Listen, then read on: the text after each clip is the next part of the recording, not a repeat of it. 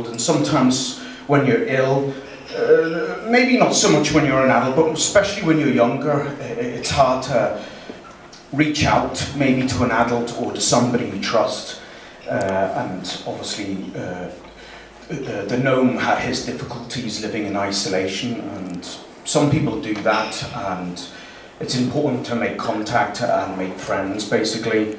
But to follow on from, about nature as well, and the importance of nature, and sometimes we can feel detached to it because we are so reliant on technology so much that if you boil a cup of tea and make if you boil a kettle and make a cup of tea, you don't realise how much we would depend on that. If we had lost electricity, you'd have to make a fire and think about wood, gathering wood, and then finding the right spot. Is it raining? Is it the shelter and everything? And it's that part of nature. I know we go out to nature and we go for walks, but it's almost like you're walking through it and looking at it as a museum. So this is a piece, because I would love to be part of nature again, and sometimes, it saddens me a lot, but this piece is called I Cannot Say Goodbye to Eden. Green has got to be the softest colour of them all. The blanket of her teachings rustles in the soft wind, where nature eavesdropped to always hint to what it was like. Flamboyance flows and always shows, everything pristine and tip-top.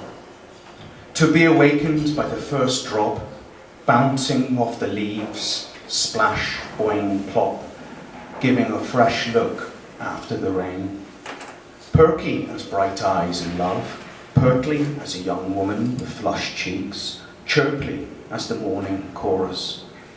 As sprightly as green, as brightly as yellow, as tightly as spring, a leap from glistening wet, a leap year to give you another day, a leap in faith where I will prepare, where I see her in every garden. The gardeners attend to their gardens, such small Edens to clip, prune and cut. These droplet jewels of a delicate pule, welling up in cupped petal pools, two surfaces that touch, but not amalgamate that roll on petal skin, as pearled liquid diamond globules. The rain still hung in the hedge, delicately gathered, as an emerald chandelier, and on this hot summer's day I needed relief with a cool hit, as quenching star beats twinkle, I am here for you. Whilst walking past, I purposely put my bare arm into the hedge, gathering for my skin a coolant. In damp, shady, verdant green, I dream to roll around in her undergrowth. As I walk past, I flirt by pulling off leaves and running my hand through the various types of foliage. It is like after I have been running, that hot itching sting of sweat with an overwhelming feeling of dehydration, and to be confronted with the park's river. It is beautiful to know that a river will last. It is not like your typical city site, but this river holds pockets of a kingdom past as it twists and turns through East Belfast. My wild instinct is the will to survive as an outcast.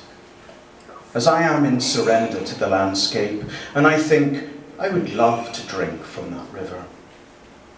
And on the bank I get down on my knees, then to cup my hands and gather the water by dunking them, to hold it in my palms, to scoop it again and again, and to bring it up to my lips to sup, sip and slurp that nature so close to me. The glee, the smile of an answered plea.